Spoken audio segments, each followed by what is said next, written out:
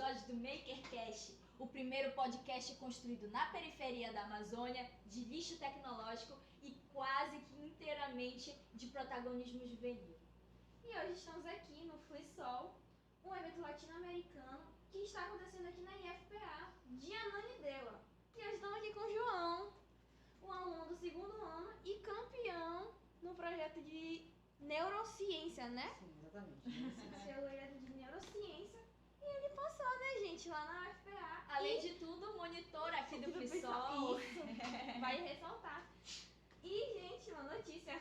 Ele vai fazer parte do MakerCast agora com a gente. Novo integrante do MakerCast. Seja bem-vindo. Vamos fazer muita coisa boa, mas no futuro você vai participar com o seu próprio programa, discutir aquilo que você vai escolher, os convidados que você vai escolher dentro da primeira TV comunitária na periferia da Amazônia, a TV Empodera. Ó.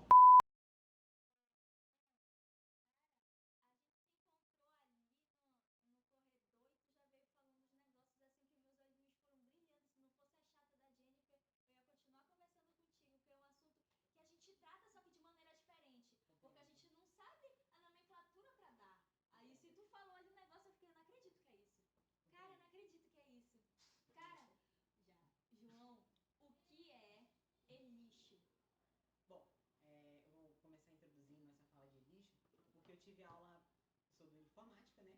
E eu tive aula de gestão ambiental e foi lá que eu conheci o que seria esse e-lixo, né? Através da aula da professora Márcia Bessa, aqui do IFPA, ela apresentou que seria esse e-lixo, que seria nada mais do que lixos, ou seja, que instrumentos que não vão ter mais uso, só que eletrônicos. Tudo aquilo que passa energia, possui pilha ou algo do tipo, são e-lixos, entende? Então, todos esses mecanismos tecnológicos que possuem energia são e-lixos. E é justamente o que o Gilead faz aqui. Exatamente. Ele faz uso de e-lixo, né? Lixo, geralmente, a classificação de lixo é aquilo que não tem mais utilidade. Geralmente, se for pesquisar o significado, é aquilo que não tem mais utilidade para o indivíduo que o possui, que o detém, e ele descarta, né? Mas o Gilead faz uso disso para construir, trazer, como eu posso dizer? Ressignificação para o material. Dá uma nova face para o usuário, de utilização para aquilo, que já não era para determinada pessoa usável, o Gilead transforma, modifica e torna em algo palpável e utilizável, né? Então, quando eu contemplei o projeto do professor aqui, gente, eu fiquei extasiada, porque eu vi a prática da utilização de lixo, né, transformando, servindo para educar pessoas de uma comunidade, né?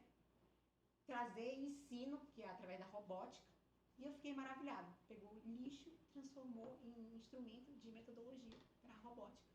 E eu fiquei extasiado, confesso que fiquei extasiado ao ver o projeto.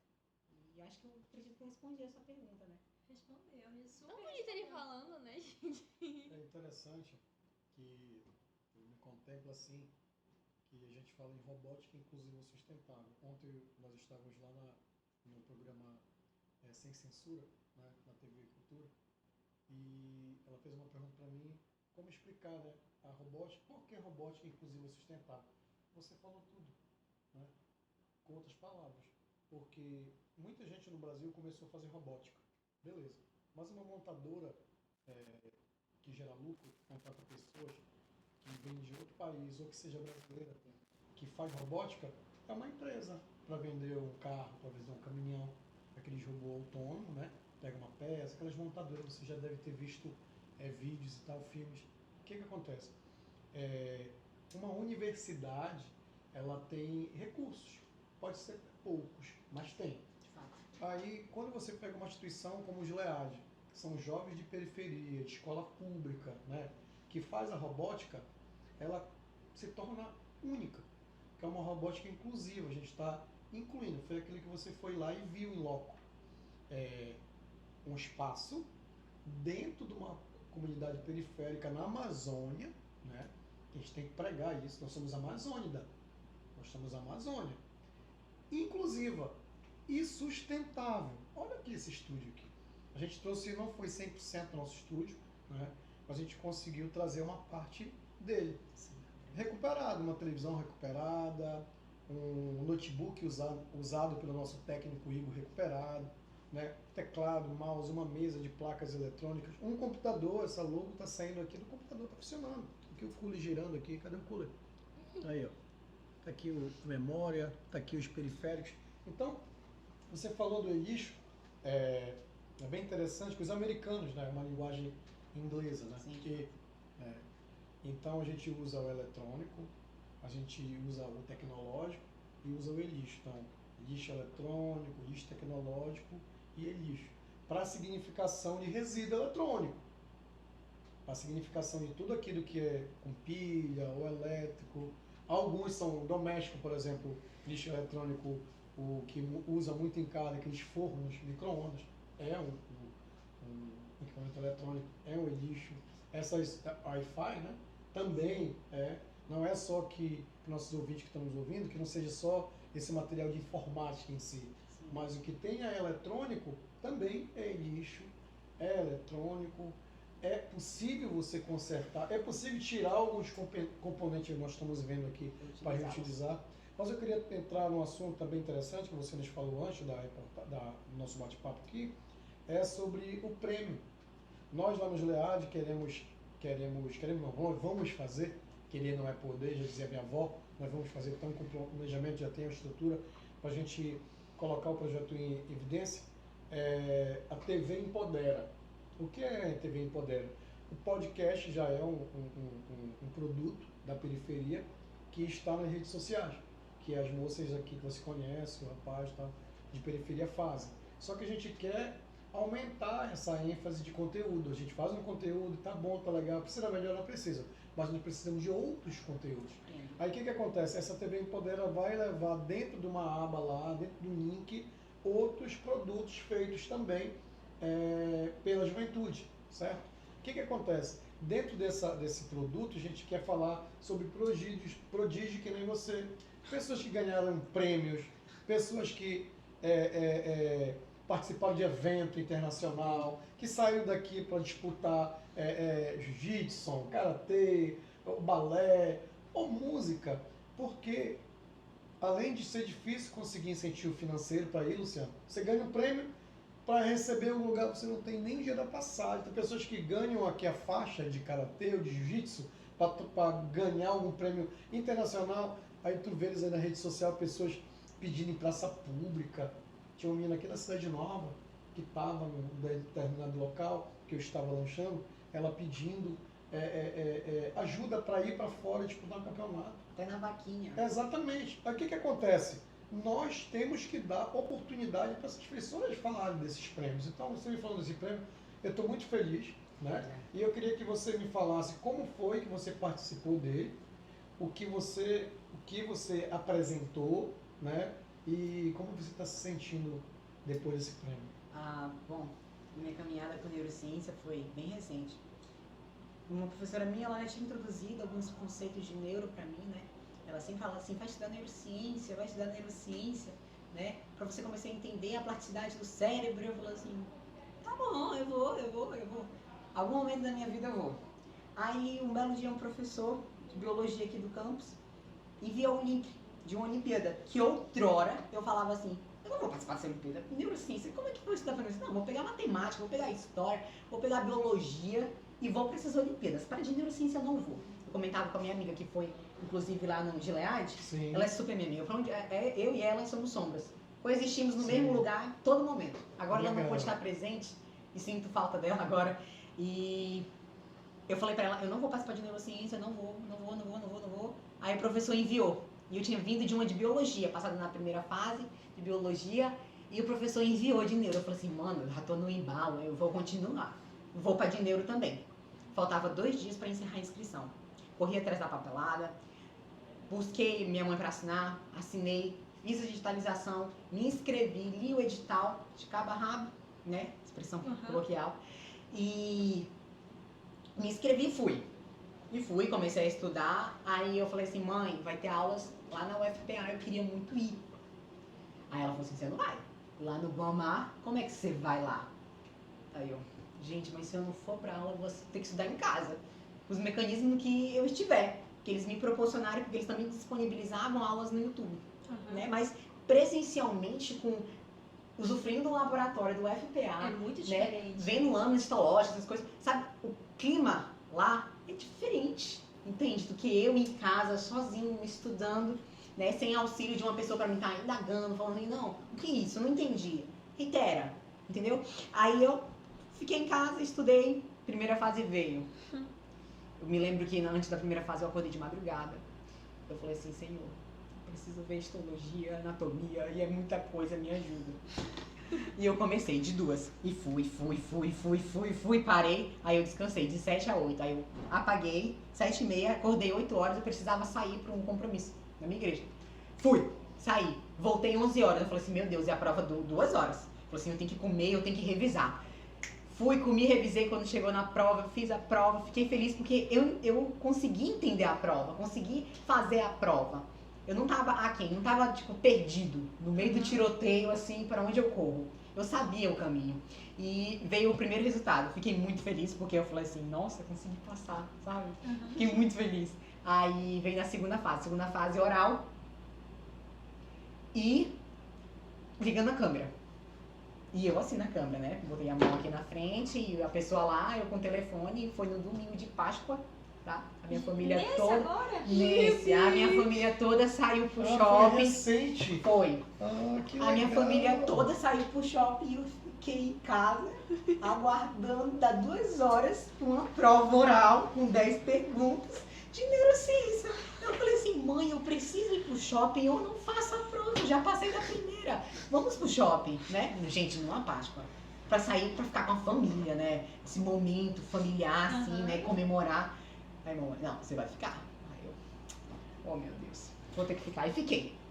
Fiz um pedido, falei assim, mãe, só traz isso pra mim, que eu vou dar meu jeito aqui, vou dar meus pulos aqui.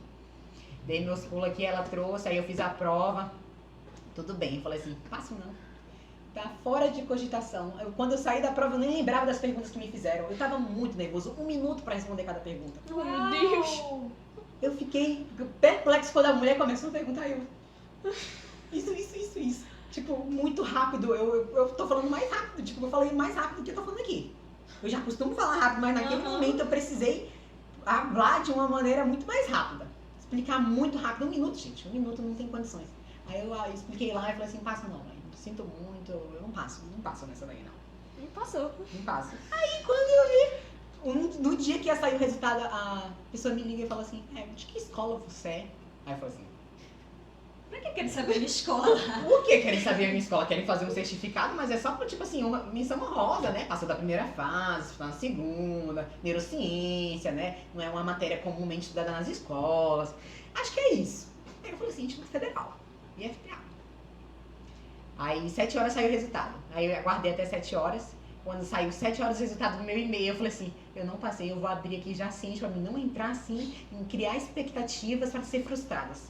Eu não passei, eu tava lá, não, eu falei assim, erraram, colocaram o nome errado, não é o meu nome. Mas na verdade era, e eu fui contemplada, né? Eu me recordo que foram alunos de escolas particulares, da mesma escola particular, os 3 primeiros alunos na etapa ampla concorrência, da mesma escola, que foram presencialmente para as aulas. E eu fui o único de escola pública que passei, e nessa vaga de escola pública, onde eu apertei com um pouco de escola pública, eu fui primeiro e fui um dos 4. Não teve mais nenhum aluno de escola pública. Assim como nós também fomos um dos terceiros ganhadores do Prêmio de Inovação do SESI. Então as nossas histórias se vinculam aí. De algum modo nós nos tangenciamos em algum momento, Sim. né, da nossa trajetória. E é essa, e eu confesso que ao ir na UFPA, né, nunca, foi sempre meu sonho em universidade, gente. Esse negócio de estar em uma escola, uma instituição de ensino, me cativa. Desde pequeno, eu sempre fui incentivado pela minha mãe a estudar, e eu via ela como a figura principal, porque ela acordava às 5 da manhã para ir para uma escola lá em Belém, para estudar, e eu sempre contemplando isso, e ela foi meu referencial para tudo, a mamãe, eu chamo ela de mão, Qual que o é nome em espanhol, dela? Luana da Costa Barbosa. Hoje mudou, né? Porque ela casou, né? Aí tá Luana Barbosa Santos. Mas antigamente era Costa Barbosa. E ela foi meu referencial. E quando ela sempre disse que não é pra ir pra aula de saúde. A área de saúde não é pra mim. Tipo, não é pra mim, porque ela já tá lá e ela não quer que eu vá pra essa área de saúde. Eu falei assim, Enfermeira? não, ela é biomédica. biomédica. Legal, cara. Aí foi isso, fiquei extasiado, né? Fiquei muito feliz. Né? Quando eu fui lá na UFPA ontem, foi ontem que eu fui pegar meu certificado. Nossa! Foi. Aí, lá na UFPA, os veteranos tudo passando e eu batendo foto com os monumentos que tinha lá, eu batendo foto, sabe? Porque pra mim era tudo muito novo, eu sou acostumada com IFPA, e o UFPA sempre foi meu sonho, tá? Eu sempre sonhei com IFPA e graças a Deus consegui passar. Mas eu nunca fui no UF. Aí eu falei assim, quando eu fui lá, eu fiquei batendo foto até com a placa. Aí eu fiquei lá, Instituto Federal, aí eu... Não, Instituto não. Universidade Federal. Aí eu, batendo lá a foto, ainda tem a foto aqui, tá? Tipo, eu bati foto com o monumento, com tudo. Eu fiquei batendo foto, bati foto com a coordenadora do evento. E agora eu vou pleitear na etapa nacional. Inclusive, a partir de amanhã eu acho que eu começo, porque falta um mês já. Eu já tô assim, entra numa, saindo pra outra prova, é assim. Eu não conheço a Luana Barbosa, não sei se ela vai nos assistir, Luana, mas o seu filho é uma figura. Ele foi no projeto, a gente já gostou, já veio aqui, né, na visita, só a Lu que não deu pra vir, que ela estuda, né? E eu costumo dizer que a minha mãe é meu início, meu meio e meu fim, né? Igual aquela música, né? Então, tem uma música do Raul que fala isso. Então, cara, não conheço sua mãe, mas já sou fã dela. Porque para dar um produto desse tem que ter família engajada, tem que ter referencial, né? Eu conheço a família da Lu, sou apaixonado pela mãe dela também, é uma excelente. Não conheço a mãe da Jennifer, mas conheço a avó e o pai. São pessoas muito trabalhadoras, são pessoas muito influentes na vida dela, uma pessoa muito inteligente. E a mãe do nosso amigo Igor, que está na técnica também, né? Falei para ele que 6 em 1 ela vai ligar para saber como ele tá, mas já mandei foto de almoçando, ele não sabe, vou caguetar ele aqui. Já mandei foto dele, só não mandei para a avó dela porque eu não tenho o WhatsApp dela. Mandei para ela, tá almoçando, já comeu, já tá bem, já merendeu, comendo até chopp gourmet, né? Então, comeram bem. Então, eu sou apaixonado por família, cara, porque para mim, dizem que a célula da sociedade, para mim, é a principal célula da sociedade. De fato, né? Se nós formos adentrar para a área da sociologia, a socialização primária, ela é feita pelo intermédio da família. A família é a primeira forma de socialização que o indivíduo vai ter. Né?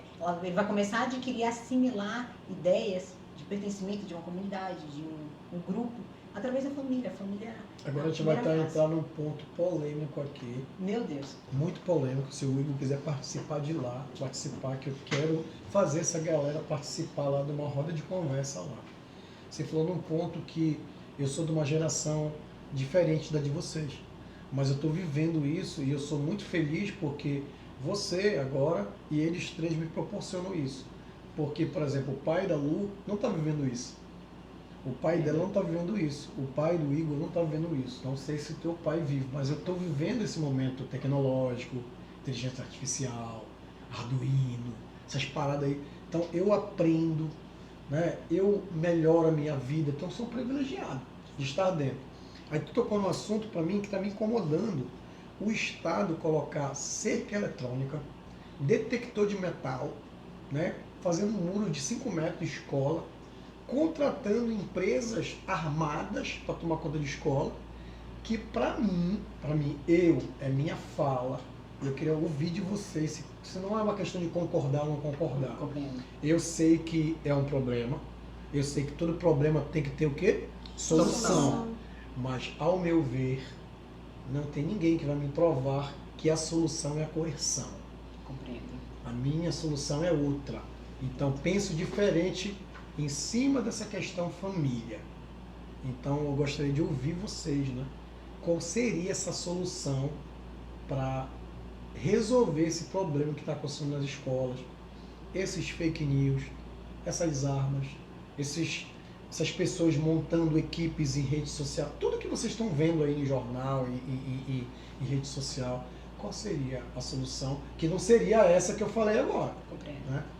É estarrecedor ver que em nossa sociedade ainda há um predomínio de violência, de discursos assim, não é? E eu quanto aluno, quando presencio esse feito, inclusive esse acontecimento recente, onde ameaçaram o Instituto Federal do Pará, Campus Belém, Campus Ananindeua, eu me vi impactada com aquilo, pra mim, aquilo não tinha nem lógica, nunca passou pela minha cabeça. Eu acordei, eu tava estudando pra biologia, segunda etapa da biologia, e eu tinha, naquele mesmo dia, uma prova pra fazer no Instituto Federal, aqui, no campus. E eu não pude fazer, eu tive que fazer em casa, com outros mecanismos, né, por causa desse acontecimento. Eu confesso que, quando a gente vê essa entrada da polícia no colégio, no contexto escolar, né, pra intervir de alguma forma, porque tá toda essa notícia de massacre, né, escolas estão sendo ameaçadas, é triste. Eu acredito que a segurança é prevista na Constituição, não acredito, tenho certeza, é previsto na Constituição, mas fora das linhas constitucionais a gente não consegue ver uma praxis, a junção dialética entre a teoria e a prática. A gente não consegue ver o Estado fomentando segurança para os cidadãos e acontece isso, né? Exatamente. Massacres. A gente vê casos que já aconteceu fora, não no Pará, né, mas fora, uma professora, gente, estarrecedor aquilo, né? Eu não acredito que a solução seja armar a população, de forma alguma, né? Ouvi recentemente no TikTok uma pessoa falando que tinha que armar a população e agora a população está sofrendo as dores de não estarem armadas. Gente, a falha é principalmente no Estado, onde ele não consegue fomentar a segurança e ele quer pôr um pelego, literalmente um pelego, ou seja, colocar um pano em cima da sociedade para ele montar em cima e continuar. Ele está falando assim, a solução é a arma. Na verdade, é ele intervir de forma apropriada e ativa para eliminar, erradicar todos os fatores que vão levar à violência. Compreende? Como ele não consegue isso, ele fala assim, não, bora armar a população e trazer esse discurso de modo que venha parar a culpa para nós e a gente venha dar autonomia à população. Tipo, para ela se proteger, mas a gente não vê que isso não... A gente contempla isso, a gente vê que não tem como a população toda ser armada. Primeiro que a arma nem vai chegar para todo mundo. Exatamente. A população mais pobre ela vai ser marginalizada e, consequentemente, se você está me dizendo que a arma é o mecanismo de defesa, então o pobre não vai conseguir se defender. Isso não tem nem comida, né? Exatamente. Como vai conseguir uma arma?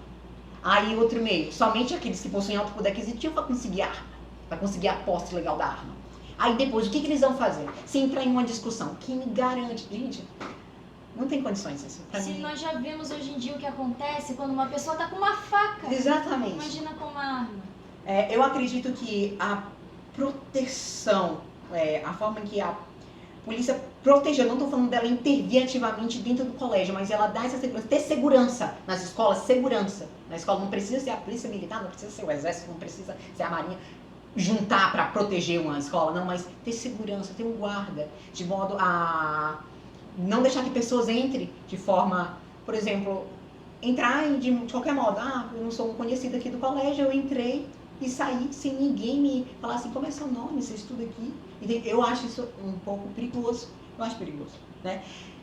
Mas acredito que não tem que ser intervindo de forma ativa, por exemplo, no guarda, na sala, em todo lugar, não, mas ter essa seleção de quem entra e quem sai na escola, é aluno, não é aluno, se não é aluno, por que está no colégio, é pai, é mãe, quer fazer alguma coisa, eu acredito que é um controle.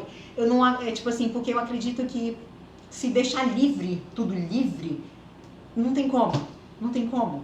É um termo filosófico que se chama o termo a média áurea, se eu não estou equivocado. É o termo de ouro, o ponto de ouro, o ponto extremo de ouro. Um ponto exato entre dois extremos, compreende? Intervenção total ou nula intervenção, o ponto extremo entre esses quesitos. É o controle. A gente precisa de segurança, né? Mas não de qualquer forma, compreende? Eu acredito que o exato é esse meio termo, entre o sim e o não. Entende? É complicado a gente falar que não pode, que não deve haver, que não tem que haver, porque assim a gente se torna muito permeável, qualquer pessoa pode entrar, qualquer pessoa pode fazer o que quiser, entende? Recordo-me do atentado de Columbine, onde indivíduos entraram e fizeram um massacre nas escolas estadunidenses.